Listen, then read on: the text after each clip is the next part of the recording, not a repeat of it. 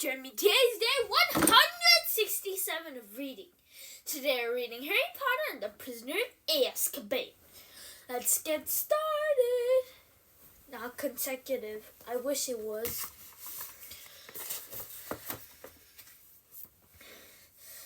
We're going to be on page 233.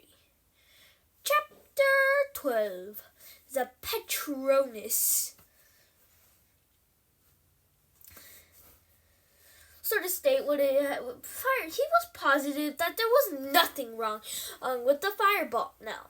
But what sort of state would it be in once it had been subjected to all sorts of anti-jinx tests? Ron was furious with Hermione too. As far as he was concerned, the stripping down of a brand new fireball was nothing less than criminal damage. Hermione, who remained convinced that she had acted for the best, started avoiding the common room. Harry and Ron supposed she had taken refuge in the library and didn't try to persuade her to come back. All in all, they were glad when the rest of the school returned shortly after New Year, and Gryffindor Tower became crowded and noisy again. Wood sought Harry out on the night before the term started.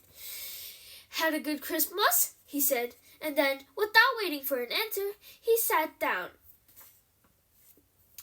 Lowered his voice and said, "I've been doing some thinking over Christmas. Harry, after the last match, you know, if the Dementors come to the next one, we can't afford you to." Well, Wood broke off, looking awkward. "I'm working on it," said Harry quickly. "Professor Lupin said he'd train me to ward off the Dementors. We should be starting this week. He said he'd have time after Christmas." Said Wood, his expression clearing.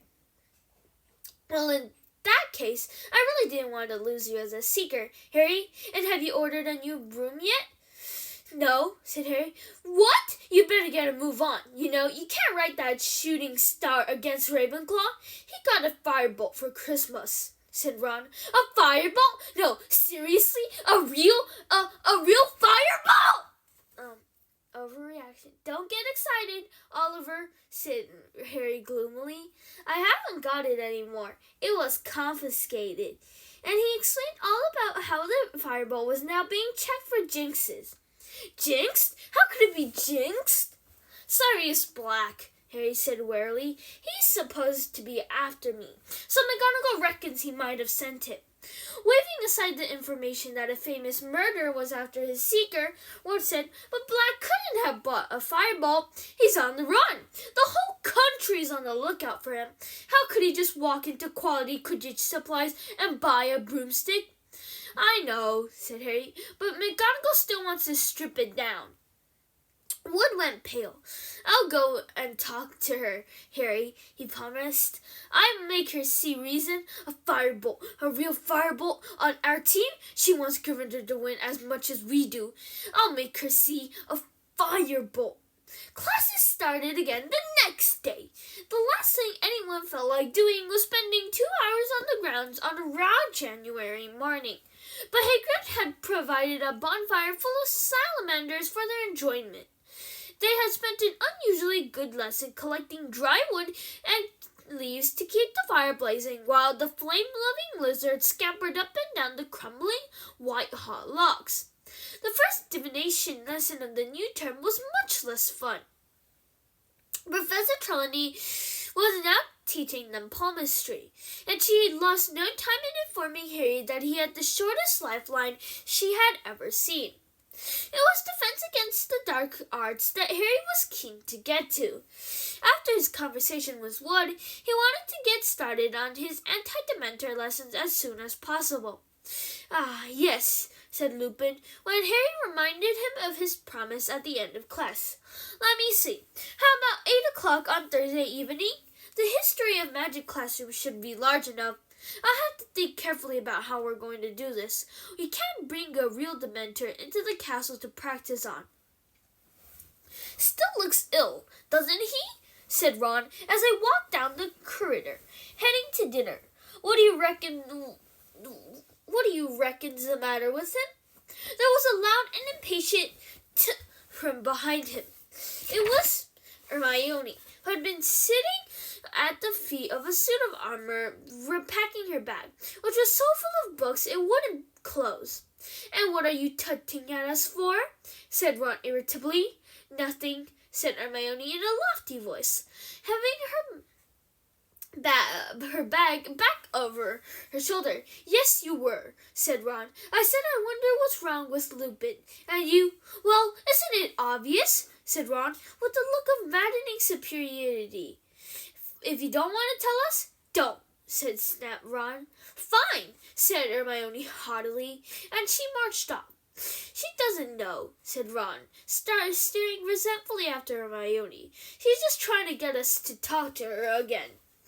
At 8 o'clock on Thursday evening, Harry left Gryffindor Tower for the History of Magic classroom. It was dark and empty when he arrived, but he lit the lamps up with his wand and waited only 5 minutes when Professor Lupin turned up, carrying a large packing case, which he heaved onto Professor Binns' desk. "What's that?" said Harry. "Another boggart," said Lupin, stripping off his cloak. "I've been combing the castle ever since Tuesday, and, very luckily, I found this one lurking inside Mr. Filch's filing cabinet. It's the nearest we'll get to a real Dementor. The boggart will turn into a Dementor when he sees you, so we'll be able to practice on him. I can store him in my office when we're not using him. There's a cupboard under my desk he'll like." "Okay," said Harry, trying to sound as though he wasn't apprehensive at all, and merely glad that Lupin had found such a good substitute for a real Dementor. So, Professor Lupin had taken out his own wand, and indicated that Harry should do the same. "The spell I'm going to try to teach you is highly advanced magic, Harry, well beyond the ordinary wizarding level. It is called the Patronus Charm." "How does it work?" said Harry nervously. "Well, when it works correctly, it conjures up a Patronus," said Lupin, "which is a kind of anti-Dementor, a guardian that acts as a shield between you and the Dementor." Harry had a sudden vision of himself crouching behind a Hagrid-sized figure holding a large club. Professor Lupin continued, "The Patronus is a kind of positive force, a protection of the very things that the Dementor feeds upon. Hope, happiness, the desire to survive. But it cannot feel despair, as real humans can, so the Dementors can't hurt it. But I must warn you, Harry, that the charm might be too advanced for you. Many qualified wizards have had difficulty with it." "What does a Patronus look like?" said Harry curiously.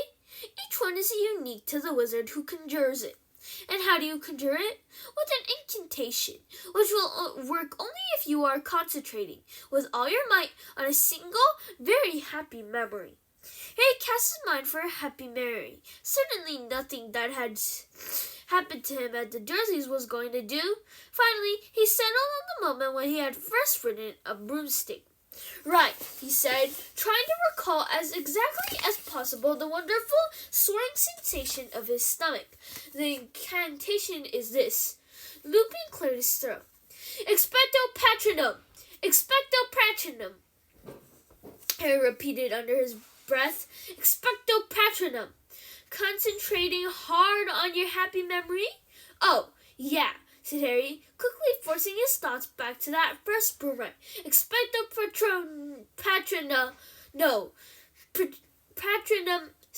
Expecto Patronum! Expecto Patronum!" Something whooshed suddenly out of the end of his wand. It looked like a wisp of silvery gas. "Did you see that?" said Harry excitedly. "Something happened." "Very good," said Lupin, smiling. "Right then, ready to try it on a Dementor?" "Yes," Harry said, gripping his wand very tightly, and moving into the middle of the deserted classroom. He tried to keep his mind on flying, but something else kept intruding. Any second now, he might hear his mother again, but he shouldn't think that, or he would hear her again, and he didn't want to. Or did he? Lupin grasped up the lid of the packing case and pulled. A Dementor rose slowly from the box,